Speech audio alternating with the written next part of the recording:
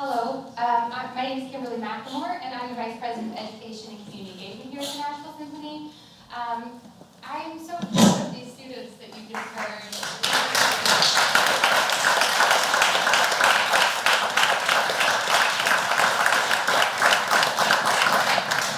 We're going to give Paul a second to pack up and come join us.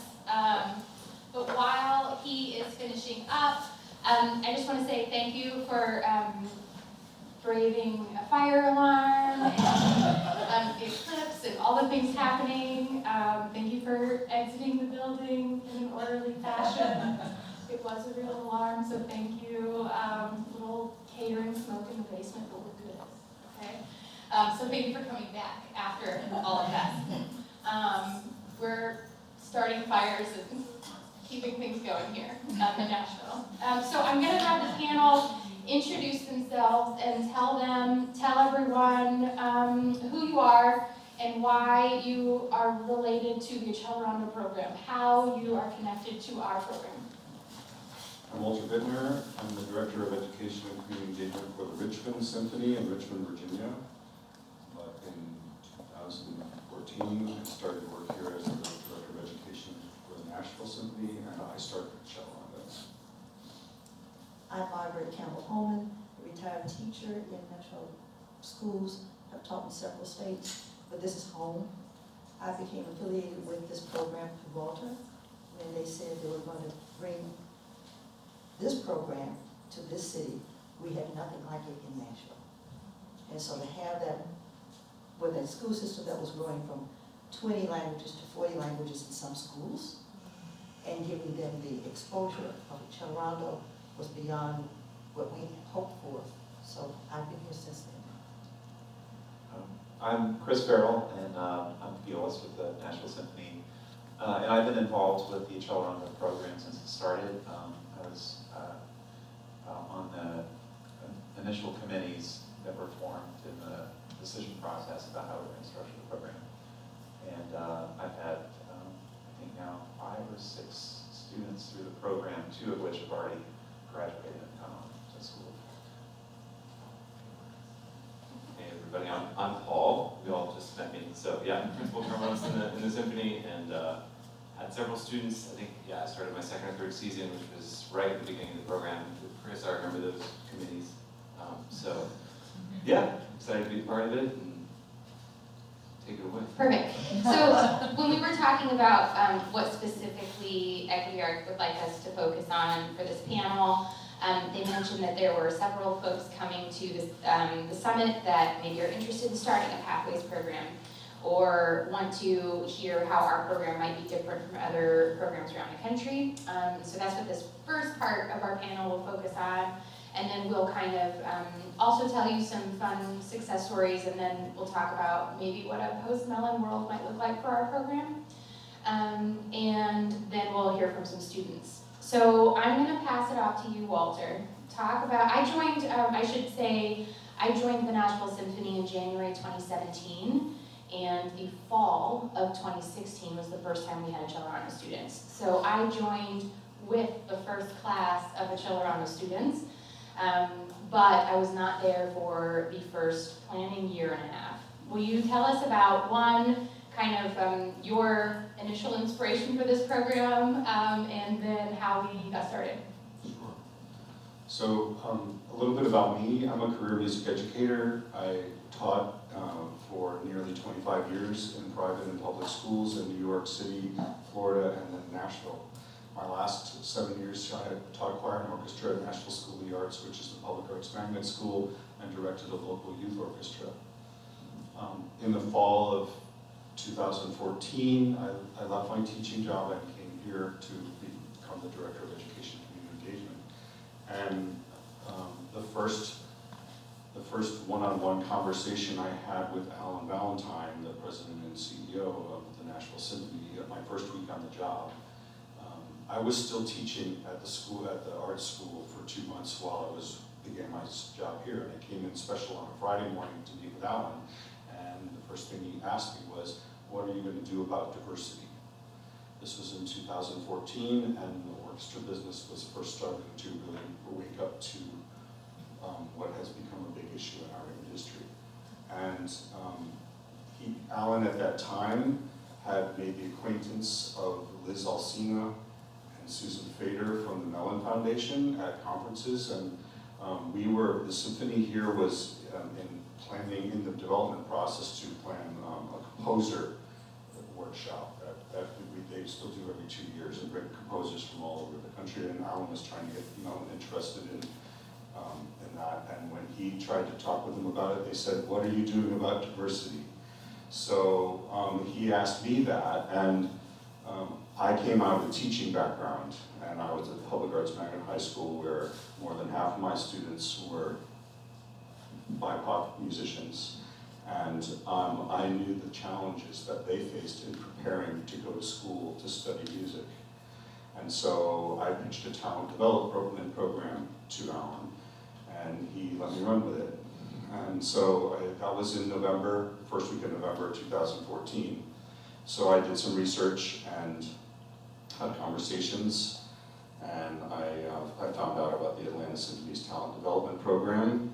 And Kelly Bell, that's Kelly over there, Kelly and I drove down to Atlanta in January of 2015 and met with Adrienne Thompson at the Atlanta Symphony and picked her brain for a whole afternoon. And I made a lot of notes, and it's a process I have continued to do to this day on a regular basis. And we based a lot of the design of our program on Atlanta's talent development program, and I think that we saved ourselves probably easily a decade of solving problems by avoiding them, by modeling on theirs. We learned a lot of all the components that went into their program, which, having been a music teacher for so long, I was familiar with. And then I began to call in all my favors in town, and I met all the people that I had worked with as a teacher across the district and all the schools here, and we formed partnerships with a number of institutions. Margaret worked with Choral Arts Link, which was largely, and still is, a network in Nashville to bring people together for the music education for our city. And through that network, we met people, talked about resources. We met with W.O. Smith, which is the community music school here in Nashville. We met with Vanderbilt University, where when I was the choir and orchestra director at Nashville School of the Arts, I had forged a partnership at Vanderbilt. We shared their facilities and used them for concerts and did things with our students over there. And so Pam Schneller, who was the associate dean there, and I worked out a partnership that is ongoing. It still continues to be a very big supporter, because we've been in this building now for 2 days. There's one Curve Education Hall. We don't have classrooms or all the other things that we need to run an education program. So we needed to farm out part of our program into the community to find other resources, facilities, and things like that. Also, Nashville is one of the more diverse cities in the country. We have a very large number of ethnicities here, and there's a very strong nonprofit called Conexión Americas over on the east side of town. And when I joined the Symphony, their CEO was on our board, Renata Soto, and so we worked with them as well to develop bridges to the Latin and Hispanic community. And Mellon was interested, and we met with them, and with our grant writer here, Jason. It's been a while, I don't remember everybody's name, but Jason and Jonathan Marks helped us write out prospectus and develop budgets, and we met with Mellon pretty closely to develop that plan, and it was approved by the board in December of 2014. It took pretty much a whole year, but we announced it that we were launching it in September. In September 2014, we had a press conference right here. John Carlo was here, the Dean of Blair. Margaret was sitting here, Lori Schell from music from the public school system, and can't remember everybody, but it was being in this room again after all of that has been actually pretty moving for me this weekend to see that and to be back here and to be sitting here now telling the story. So we launched, and we had our first auditions the following spring, and they were held at W.O. Smith Music School, and we hired Kimberly, shortly into our first season. Anything else? You did a great job. But I want to go back, and I want to pull in Margaret here. Why was it? It is not a surprise to anyone in this room that partnerships are important for a pathway program, and it's not a surprise to anyone in this room that it takes the entire community to support one. But can you talk a little bit, Margaret, about our city and this program's connection to it and why it was important for you to be a part of it? I appreciate that question. When he mentioned network, I had to come back to Nashville and develop a network to support elementary music in the schools. I was hired specifically for that purpose. We did not have elementary music in the schools of Nashville. Classroom teachers did it and did the best they could. So the network that I began to build is what Choral Arts Clinic began and has continued, but reaching out for partners. When Walter began talking about this is what's going to happen in the symphony, I immediately said, what can I do to help? Because it's another piece of the puzzle of meeting the needs of all the different cultures that you have in your school system. So what we developed through choral is a group of children who sang with the symphony for the first time ever. Now yet, some schools who had the opportunity to do it, but I didn't do one school. We had children from the whole city who had the opportunity to sing. So that network of teachers began to show me other people in the neighborhoods that were interested in this. And so the discussions began, how can we do more? Accelerando was one of the things that I began to tell people about. The symphony is doing something. We need others to do it, but the symphony is doing something. So getting people to come and collaborate. Our phrase this morning was getting people to collaborate, to advocate for more of this is what Accelerando became for a lot of people who are trying to do what I was doing in the city of Nashville. Does that help you? Yeah. Oh wait, and I should mention a distinction between Accelerando and our program, the program in Atlanta, talent development program that we modeled ours after. The distinction is students who are eligible for our program. Nashville has one of the largest Kurdish populations per capita in the United States. We also have a very large Indian community. So our students are not just Black or Latino in our program. So I should mention that as one thing we kind of adapted for our city to meet the needs of those 40 languages in each school. Paul and Chris, you guys were a part of the initial conversations of, hey, this is a great idea. How do we actually get our musicians to do this, to get buy-in from our musicians, and who are the right musicians? What were those early conversations like? And if there are people in this room that are wanting to have those conversations with potential faculty members, what do you suggest? Yeah, that's interesting. I honestly, I don't know how much of a part of those kinds of conversations I was. I do remember talking to my colleagues about it, and I think for the most part, everybody's very excited to participate. I think with musicians, mostly it's just about how is the process going to work, what's going to look like when students come into our house, or where are we going to teach, or how is the whole kind of situation going to work. But you guys always, How do we pay you? well, that's it, yeah, of course. Yeah. Anyway, but yeah, I think you guys did a great job of that initially, really talking to us and figuring out what that process was going to look like, communicating with families and making sure that, with the busy schedules that musicians often have, and as crazy as it is, that there's an easy relationship there with a student where we can make sure that we have a lesson and we're ready to go when everybody's available. So I think that's a big part of it, and I don't know, Chris, if you have any other thoughts? Yeah, so I was going to say, one of the things that Accelerando was, the main goal was to be a pipeline for music conservatory or going on to a career in music. And so we had to make an assessment about what is the baseline level of talent that we're going to have? Where are we going to be starting from? Which we didn't actually know. And in this area, unfortunately, string programs are not terribly advanced. And so we would have a lot of students that were fairly advanced in the winds, but strings were more difficult to get high level of ability. So one of the questions that I kept asking myself, and even now, was what's the real purpose of this? Are we going to, in a way we had to accept where we are and go from there. And what I mean by that, and it's nothing bad, I just mean that I had several students who had clear talent, but they may have been later in the school career, and so the idea of getting them to a Juilliard in a span of 2 years it just didn't seem realistic.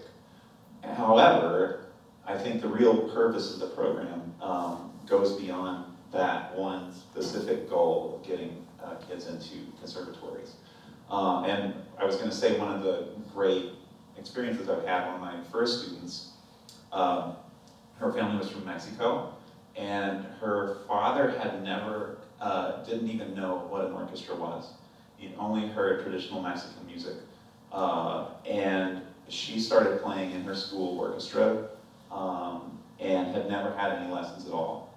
And she came to us, I think maybe she'd been playing for 2 years. And she started to love it. Her father started coming to all of our concerts with her.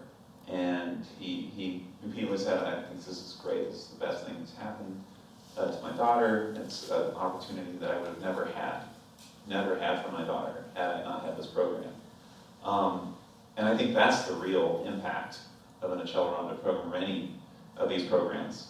It's not just preparing one student to go to a conservatory and get into an orchestra. It's the reach that the program has into a community. And the resources that we are able to give to these students is incredible. And so it's not just that I got this student to play viola and to work hard, but she also had access to all of our concerts for free, and she had access to theory lessons. And now she's at University of Tennessee and getting a degree in music education. So the possibility of her teaching the next student to go into one of these programs or to be on the stage is high. And I think that's the real impact of this program. I should also mention, Chris didn't just teach this student, he also taught her younger sister by default, because her younger sister would come and sit in Chris's living room and listen right outside the door for every lesson so that she could hear the lessons. She was also she was a violinist, but she wanted to hear every one of her sister's lessons. So, I mean, you impacted that entire family. And I remember her father saying, I had no idea music could sound that way after coming to our orchestra performances. So I think that is what it's about. It's yes, and by the way, you got that student to college in 2 years, way to go, you know? So you did it. Okay, so I want to, I'm gonna change my plan a little bit now that you gave us such a great story. Can you tell us, Paul, tell us a success story for you and one of your students. I tend to be really modest about my students have been very successful. I'm not really sure it's because of me, but I will say that I remember when Bernard, who I think is on his way to his next gig at this point, but his audition was Scott Joplin's The Entertainer. It was like the most enthusiastic version of The Entertainer I've ever heard, and it was like 3 lines long. And that was about all he could do at that point. But I just remember hearing how excited he was to play and how into the trombone he was, and that was enough for me at that point. And then it was amazing because over his career in Accelerando, he just did all kinds of awesome stuff. We didn't have a huge program at that time, and so there were a lot of opportunities coming his way, especially as he got older. I remember him playing for Michael Tilson Thomas in a New World master class, and then he actually came back after his first year in Indiana and played a concerto with the orchestra. And he just had a lot of really awesome opportunities, and it was crazy always for me to think about his first audition and just where he came from through that whole journey. And there was a lot of hard work, and he did all of it. And I think it just speaks to what those kinds of opportunities can do for all of these kids, and it feels great to be able to be a part of a program that gives them those. Yeah, I was at that audition, and this is very informative about auditions. We use auditions for Pathways programs to get a sense of the student's potential, not to get, when they're trying to audition to get kids into the program, we're not giving them a bar to jump over. We're trying to get them a way to show us. And Bernard, he just played like the A section of The Entertainer. But I remember Jessica Blackwell, who was a violinist in our orchestra and was very involved in community projects here. She was concertmaster for the community orchestra as well. She was on those committees at the beginning of everything and helped us plan it. And I remember watching her when Bernard was playing the entertainer, and he made her cry. He played the entertainer so beautifully that he made Jessica cry. And that, I'll never forget it. And you know, so we were able to see, because we had very open audition requirements, that potential. Those are the stories I love. I mean, that's why we do it. So I want to circle back to what we're supposed to be talking about. And that's if someone is interested in starting a pathway program, talk about challenges in our first few years of the program. What issues did we run into? You first and then me later. What were the hiccups that maybe people should anticipate if they want to start a program? Well, not having one facility and doing things all over town created a lot of logistics for planning for us. And students participated in the youth orchestras at Blair, which is on the other side of town. And the lessons, really, we didn't have a central place to do lessons. Sometimes the lessons would take place here at the hall. Sometimes they'd take place in the teacher's private studio or their studio at the university or the school where they taught. And it was all, we were all working it all out on a case-by-case basis. It was very much, our partners really saved us through all of that because we had friends in the community who we could go to and say, we have this student, we have this need, can you help us work it out? And it almost always worked out. I will also say, to give some context to this is prior to any of the consortium programs being created, and Mellon was talking to us a lot about, do you wish you had other partners involved in your program this way? And so I feel like in some ways, you starting this program were a guinea pig for Mellon and some of the consortium programs. I will say it's a blessing and a curse to have the whole program housed in one organization. We get to make a lot of the decisions for whatever we want. But that also means, we're, fiscally and financially responsible for all parts of the program. So that's another thing to consider if maybe you're just one organization and you're not sure if you want to house it all on your own or pull in other people to help you. Yeah, so that's my 2 cents. Margaret, were there other things that you viewed as challenges in those early years? One of the things we wanted to contribute to was making sure the advocacy of the program was known in the community, so we could find partners to help with some of the logistical problems that they were dealing with. So there was an advisory council. There were several large shows on the advisory council, and to get the word out, this is happening, this is where it's happening, this is why it's happening, was part of what our advocacy was supposed to be for. So that continued maybe until several years ago, because it grew, it has grown, but getting that word out to other areas of universities, of people who could come up with what they needed was very important. So that advocacy is very important, the community connection. We had a steering committee that met with a member of every community partner. Margaret was on that, somebody from Blair, somebody from Connection Americas. We met every month for the first year or year and a half of the program, and then after that, quarterly or so. Okay, I'm looking at the time, and I don't know if Philip is looking at me strangely, so I'm gonna hurry. So I'm gonna speed ahead to, we are in the second round of our Mellon funding, and that will run out after next fiscal year. We have one more fiscal year of funding through Mellon. And we feel very grateful to have had 2 rounds of funding for the program, and that funding fully funded the program. With the exception of this last round, which excluded our middle school students. So the second round of our funding only funded high school students, which are the expensive ones, let's face it. So we were very grateful for that funding. But the Nashville Symphony is really committed to this program, and we said, well, we're gonna figure it out anyway. But what does a post-Mellon program look like? And Paul, Chris, and Margaret and I are still figuring that out, and we still love you, Walter, and you helped get us started in the best way, but now we're doing it without you, and I'm sorry. But the next few years, in my mind, is an opportunity post-Mellon. While the funding was awesome, we didn't think about it, there were also some restrictions with that funding, specifically with the age of students we were accepting, and now we can consider accepting students younger. maybe elementary school. And so in my mind, that will only benefit those students to be in the program for 8, 9 years, 10 years, you know, that's amazing. So that's one area that we're kind of looking at, and if it's the right student, who cares how old they are, let's get them in the program and ready for college. Something else is, you know, often people say, oh, you're gonna lose that money, or you're not gonna have that money, your program will have to shrink in scope, and I actually view it in the opposite way. I feel like we'll have opportunity to fundraise for things that aren't included in the grant currently. Currently, we don't have any funding included for instrument purchases for students, but I wanna buy kids instruments and send them to school with them, you know? I was having to kind of go around that grant and find other ways before, and now I don't have to, and we can kind of just out in front of everybody say, this student needs an instrument, ready to go. So I feel like we might even raise more money for parts of the program, like instrument purchases, than we were during the grant period.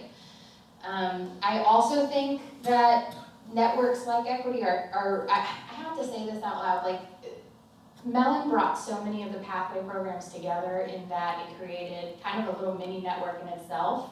The early years of Equity Arc, I almost feel like, Mellon kind of would say, hey, let's collect all the programs we're funding, and you guys talk to each other, and that's great. And then we expanded that during the pandemic, and maybe out of a necessity, like, what are you doing to do all the things virtually? I remember our Friday calls, and they were serious. Some days they were like panicky. We were like, what are we doing this week? But I felt like that network grew into what this is now, and I think that these programs, if I'm saying it honestly, we don't need Mellon to be successful, we can do this. And so I think that it actually is an opportunity to have a proof of concept and say, this can be successful, look what our students did with funding. And so fundraising, hold me to this and come back in 2 years and ask me how I did, because I want you to. But we're gonna go get the money, we'll find it. I will say something I learned from you, Walter. When Walter was my boss, I always was like, I was grant funded, like my position was grant funded at that point, and I was like, am I gonna lose my job when the money's gone? And he says, no, if you have a great program and proof of concept, you'll find the money. And so it's true, we found the money so far, and we're gonna keep finding the money. So that's kind of what Accelerando might look like post-Mellon.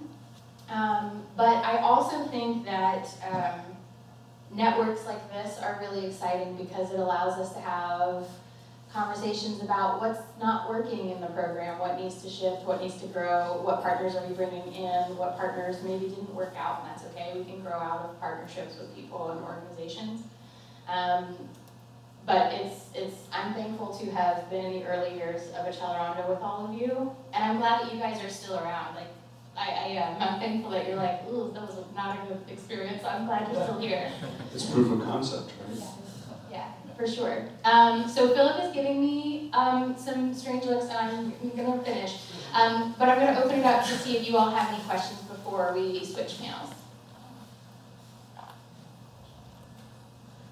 I'm curious how, with the audition process and that hearing with musicians, how does it work that, you don't end up with 6 pound bonus and nobody, like, how does that balance work in each cohort? I'm happy to say that. So we don't have a quota for any instrument, any one instrument. So Yeah, we've had more trombones. So for a yeah, while. they're like poor Paul. I was like, will you take another trombone? He's like, I don't know if I can. Like, I don't know if I can take another Which trombone. actually, some of that has been a really awesome opportunity because there have been other trombone players, like Derek, our former second trombone player, or even Roland Barber, who teaches at Vanderbilt, who have worked with our students occasionally because I just couldn't handle any more students. So it's actually been yet another aspect of the community part of it, of getting other people involved in helping these kids. I will actually say that's something I learned from a lot of the consortium programs because you all are pulling your faculty from so many places. And when we created Accelerando, you created Accelerando, I just joined on the bit of it, sorry. When Accelerando was created, it was written the agreement was written in such a way that our musicians were ideally the faculty for the program. I should also note that our program accepts up to 24 students a year, so it is a smaller program. But there were times when our orchestra is weird. We didn't have a single tenured clarinet player at one point, or it was a strange situation, and the one that was tenured didn't want to teach in the program, and we were like, well, we need a clarinet instructor. And so I called Adrian, and then at that point a lot of the consortium programs were created. I was like, where do I find people? How do I like go outside and go, I don't know how to do that, tell me more. So we did, and we went out of the orchestra and found the right people to teach in the program, and we've had a couple of trombone instructors that are outside the orchestra, yeah. Yeah, Nick Loffer also been teaching at Vanderbilt. And part of the reason for that, like you were saying, is that there was a time where I was the only tenured trombone player until actually quite recently. We just hired like a whole low brass section. So it was really just me, and I could only do so much. So, you know, but I mean, we have a great community here with awesome trombone teachers in town, and several of them were very helpful to our students. And, you know, I mean, I think that was a great part of it, honestly. And that's helped, you know, there be more awareness of Accelerando, even just in the little Nashville trombone community, because there are more teachers that are engaged with it. You know, and I think still, obviously, I'm hoping that as we get more tenured musicians in, they're going to want to teach more, and that'll be great, because it'll be kind of back to being kind of a Nashville Symphony thing. But at the same time, you know, things change, and it's been good to have those opportunities also. I'll be really honest in saying, you know, not every professional musician is a good teacher. Even if they think they are. And so, close your ears, musicians. Sometimes we didn't want to place students with certain people for a myriad of reasons. But we have been very lucky, because there is a really wonderful core of our musicians who have been fabulous faculty members, and it's not the norm to go outside of the orchestra for us, yeah. Yeah, and I'll say it too. I mean, I was on the orchestra committee for some of this time with Accelerando, and I think, you know, there are conversations process-oriented about how faculty is selected, and we have a committee of musicians that help with that process, and so there's a constant conversation about it. It's not one person making a decision. Usually it's a lot of people talking about it. So, you know, I think that helps as well, just to keep the musicians in the loop, and I think a lot of times musicians generally, they want the best thing for that student. You know, I certainly didn't want to take on more students than I can handle and then be all over the place with them. So, you know, I think it was the right decision to have somebody come in and help. I think a lot of musicians are interested in the best thing for the student, like I said. But technically, we could have 24 trombonists, and Paul would be stressed out. I'd be very stressed out. And the construct, I know you were saying too, and the construct is 1-to-1, so if there's 6 trombonists, there's. Like, 6 hours a week per minute. Right, and you always would work with one person, not, like, you wouldn't spend time with 4 teachers. Okay. Oh, yeah. One more question? If there is one, if there's not, we'll move on. Oh, I was just going to say that the way our program is set up, it's not like we have, we need a quota of this number of a specific instrument each year. It's basically based on who auditions in that year. And we're also driven by the kind of, like I said, the community we're in, where there are a lot more, because bands are stronger here, because football is bigger here. I grew up in Texas, I know all about this. Yeah, we're Texas boys, so we know about this. Strings here are hard for us to get, and so, I mean, it would well, I'm just gonna say this, and I'm sure I'm preaching to the chorus, but I think the problem with all these programs is they're not big enough. They need to be, 10 times as big, and we need to have 40 or 50 students or 60 in a program and have enough to form an orchestra, have a full orchestra of students. That's really what we should be doing. Just gotta find a billionaire to fund that. But the problem is that when we don't have a lot of string students, we can't, sometimes we can't even form string quartet for chamber music because we don't have the numbers to do it. So. You You asked earlier about the challenges we faced. I know we're out of time, but a lot of the challenges we faced are the same challenges I've heard many people from across the country talk about pathways programs. We had challenges finding our students, finding the right students, and we had troubles educating our students and parents and families about the intensity of the program and the expectations, because it's unlike anything else that they do here, except maybe the kids who are on the touring sports teams. Can I add something to that? That's a good point, because during the early audition process, we set up meetings with the parents while the children were doing the audition process to prepare them as best we could at that point for what was coming. So they had some background of what this was going to be about. So that's an important part too. Okay, I'm gonna stop us there, and I wanna say thank you to you all for having this conversation with us, and will you join me in thanks, sorry.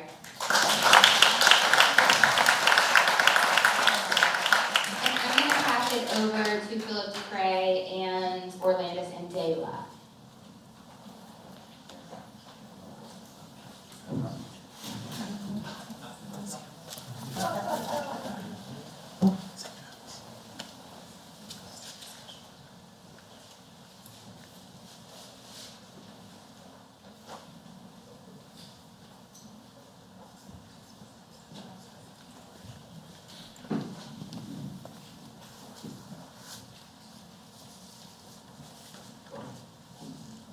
All right. This is the fun part. So we're going to welcome Dela and Orlandis, two of our alumni. Wonderful students, and I think my second class of students to come through this program. These are the students that I brag about. So just to kind of get into it, I'd love for you both to share, what has this freshman year looked like for you? What have you been doing? So mine's kind of like jury mode and like all of that, so I have it right now because I don't remember what I did this year. Oh, sorry. So most recently, I got invited to attend the International Trombone Festival's Composers Workshop. So I've been preparing to go to Texas. My first time ever going to Texas, so I'm very excited. I don't remember that. I also had an internship at National Sawdust in New York City. Through when I got accepted into Montclair State for composition, part of my acceptance was participating in this internship with a few other composers at the university and working with the new music ensemble at the school to write pieces and have them performed at National Sawdust. So that was super cool. Also, recently I've been working on preparing for a master class with Eric Whitaker at Montclair. I recently wrote a sax octet piece, and I've been working with my teacher to put that together and get ready for this event. So, because of those biggest things I've been up to lately. I've mainly been working on getting adjusted to college. The first semester was interesting. Lots of work at Vanderbilt, but also just figuring out how to balance having fun, practicing enough, and still getting your work done. And so that balance has been fun. And when you add interesting things like a trombone quartet, so I'm in a trombone quartet at Vanderbilt, and we're actually going to be playing at a wedding at some point, so that'll be fun. But just getting to figure out your role in music, because as the previous people said, there wasn't a lot of trombones at once. It wasn't a set number of anything. So it was a completely different experience being in a trombone quartet. And of course, getting to come back here and speak here and play in the orchestra and get to sit next to professional musicians and just continue to see how they operate, constantly subdividing, always coming in on time. All these things that sound really easy, but are mentally taxing. And so that's just been really great. I love that. Now to kind of move to the program.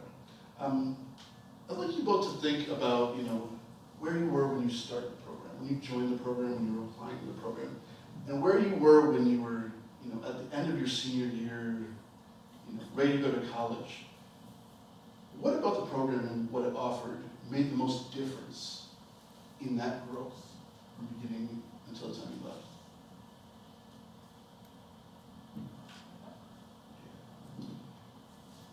think for me it was definitely the master classes and the lessons. So as Paul said, or he didn't clarify, but I started with Derek Hawks, who was the previous second trombonist of the Nashville Symphony. And he was a fantastic teacher. He was one of the people they brought on and they were like, Paul can't take any more, can you do this? And he was like, absolutely. And I very distinctly remember him looking into my eyes and saying, do you want to do this? And I was like, absolutely. And that started everything. So he wanted me to practice this warm-up. I wasn't practicing the warm-up. So over the summer, we weren't having lessons because we just finished the third trial lesson or something like that. So I had a break and I came to see the performance, and after he was like, oh, did you enjoy it? Are you working on your slurs? And I was like, oh yeah, it's happening. And so then I go and we have a lesson and it didn't happen. So we spent the time getting that together, and he really helped me. And he was very hard on me, and those lessons funded by the Accelerando program were special. And they got me into NYL2, which got me into From the Top, which got me into NYUSA and interviews and just a lot of different amazing stuff that wouldn't have been possible without the program. I think my answer, I feel like, is maybe a little bit more abstract. I feel like the program definitely helped me find a way to be fulfilled by music because, fun fact, I actually auditioned for Accelerando twice. Before that, I got in the third time's a charm. I prior to being in the program, I kind of realized I only did music because people around me told me I was good at it, not necessarily because I wanted to do it. So when I first got into the program, when I was doing trombone, my earlier lessons with Paul, he was kind of asking what I was looking forward to in the program or what I wanted to do, and I kind of realized I didn't have an answer. So I think in the program, for the master classes that we had and the lessons that were provided to us from the program helped me to get a wider idea of what music could offer and find other ways that it could actually fulfill me and something that I wanted to do, besides just doing it because I thought I was good. Even adding on composition to my studies, it also helped with discipline, which juggling composition and performance in college is pretty difficult, but I think being in the program and the support they gave, the advising meetings, the check-ins, Dayla had me practice your fundamentals, and it's like, yeah, sure, obviously. I think more general answer, but finding a love for music, I think Accelerando helped me do that. And I just have to say, kind of about you, Dayla, is that when I started, I think you were coming back into the program, and I was like, okay, he's going to do all performance. And then after we were talking composition, learning about this interest in this work you were doing, it was clear. Find Dayla, a composition teacher, someone to work with, a mentor, someone who's going to really just give her the path. And after that, I feel like everything changed for you. I just things fit in the right way, and next thing I know, people are like, oh, Dayla, it's a great composition. People I don't even know talking about you. Seeing your name on the website, oh, you won a competition. So I just have to say, even though I think a lot of Pathways programs work towards performance, when something fits for when something fits for somebody, you can really tell. And I think that's been one of the most rewarding things of my time here. So I was thinking about that.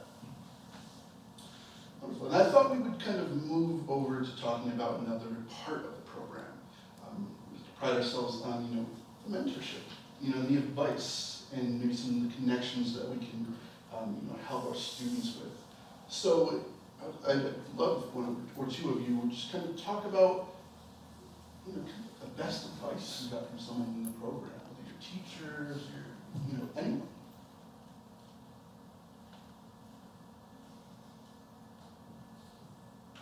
This is probably, it sounds very simple, but when I started taking composition lessons with my teacher, Christina Spinet, I was getting started and I was kind of thinking inwardly, like, college auditions and interview time was coming up.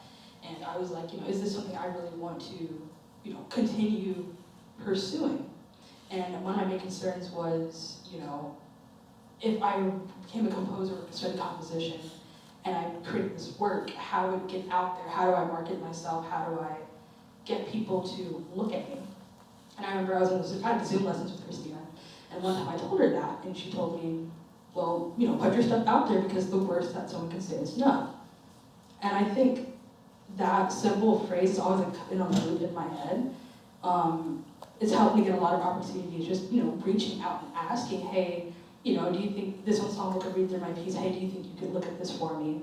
Because the worst that someone can say is no. And musicians are very willing to work with people. I think there's this strange stereotype that like classical musicians are like, like mean and like, we're like uppity and all of that, but I've experienced the exact opposite, and I think that's some of the best advice I've gotten, even though it's so simple.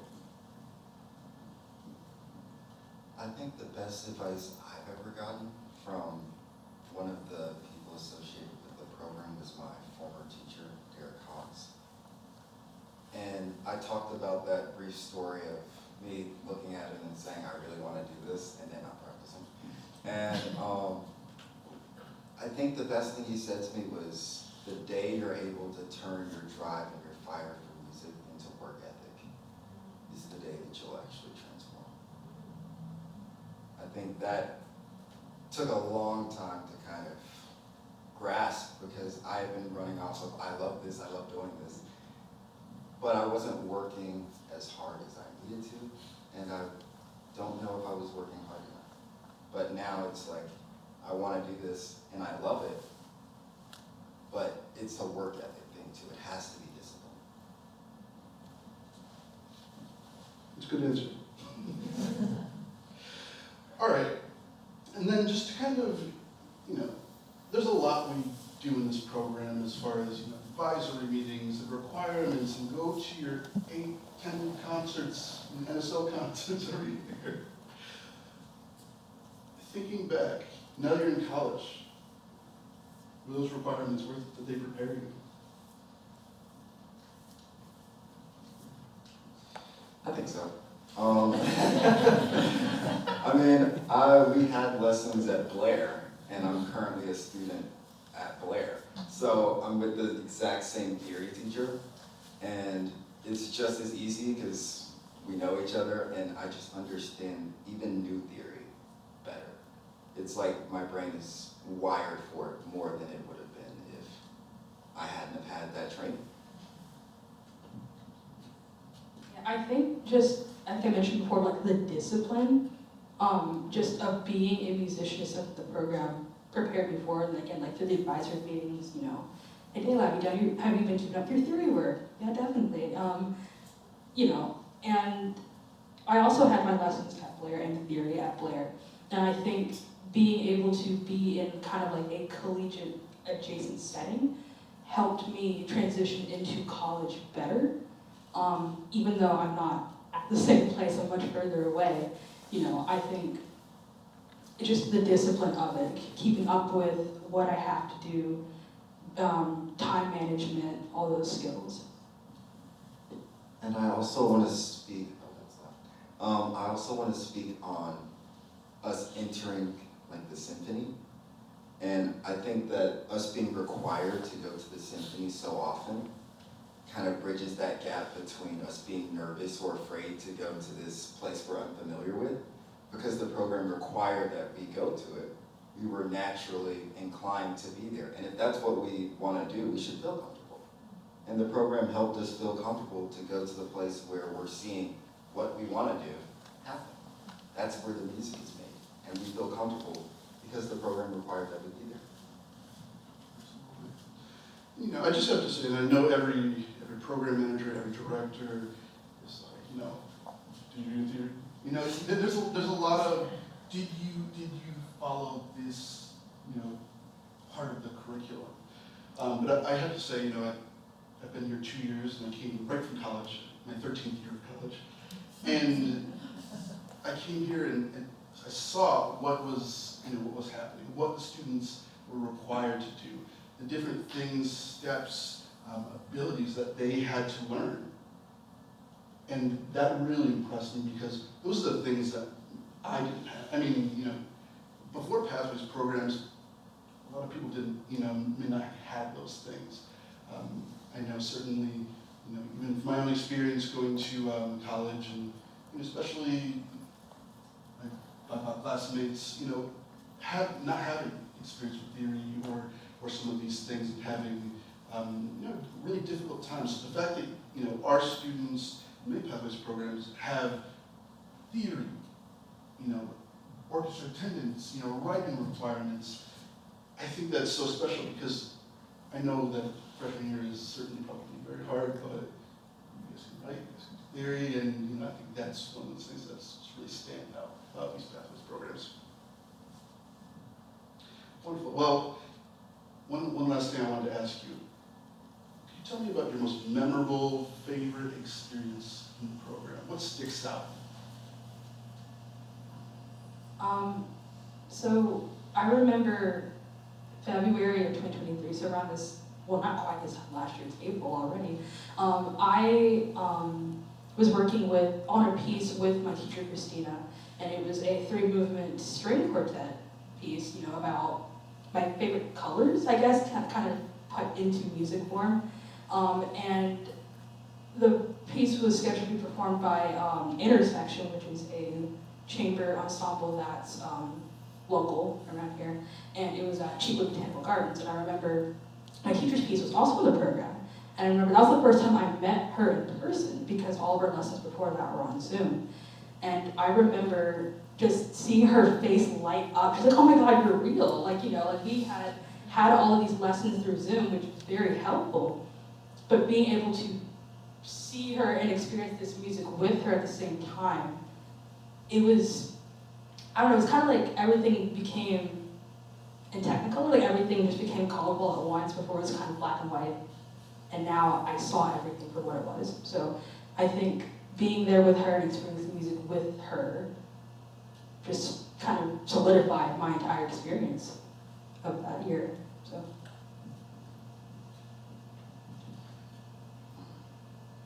That was a really good question, kind of makes you think back. I think my favorite memory in the program was associated with when I got into MIO2. And so that was like, the pandemic happened, and we're all practicing, or not practicing, whatever we chose to do. And so I chose to practice and practice and practice, and then all of a sudden I got an email saying, "You're accepted." And it was so wild to me because previously I asked my first teacher and I said, "I want to go for this program," and he was like, "We'll look into that later." And then to ask him the second year and him say, "Let's do it." And then for it to happen. And then to hear the program say that they'll pay for the flight and they'll pay for everything that's required. I was just amazed because they gave me everything, the lessons, and then they were like, "We'll pay for the flight to get you there. And you don't have to worry about anything. Just continue working hard and practicing and loving music, and everything will come." I think that's powerful, especially because, it really highlights, some people don't think about that, but it's really important to be able to focus on your music, on your preparation, especially as a musician. You kind of almost be a little single-minded about what you want and how you prepare to get there. So, seeing the things that kind of lit you up and, while you were during your time in this program, and it's great to see what you're going to do in the future. Any questions for these young folks? Where did the lessons end up happening? There sort of alluded to some facilities problems, but if there's only one education house, were you really in the musicians' living rooms? Well, Or just on Zoom? yeah, my composition lessons were in Zoom, and then my first trombone lessons with Paul were here, And then then I switched to nickel opera and my lessons were at Blair. I had two teachers. So with my first teacher, it was mainly at the Symphony. There were occasionally sometimes where it was at his house. And then it transformed to online, which was bad. And then it was Paul, and so then it was his house, but before that it was the Symphony. So it's like house or Symphony, house, online, Symphony, house.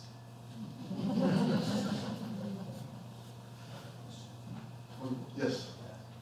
For our alumni, you told us about the best memories. How about the worst ones?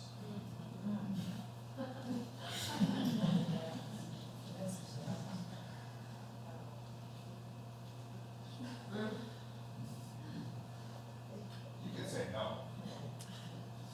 I have to think about that, Yeah, which I is had a to good think about sign, it, but yeah. I didn't put that on the question about that.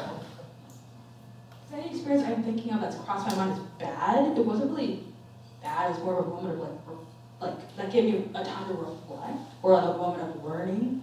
So because of that, I don't really see it as bad.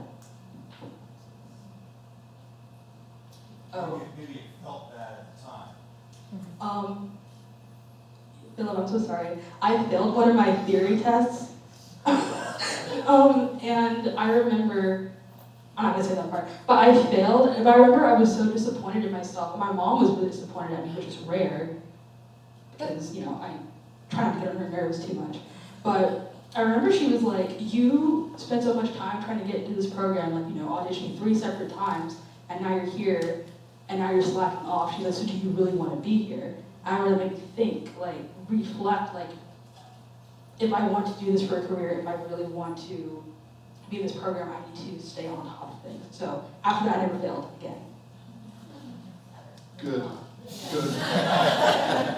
Good. And I think we have to actually wrap up. But can you join me in thanking our panelists?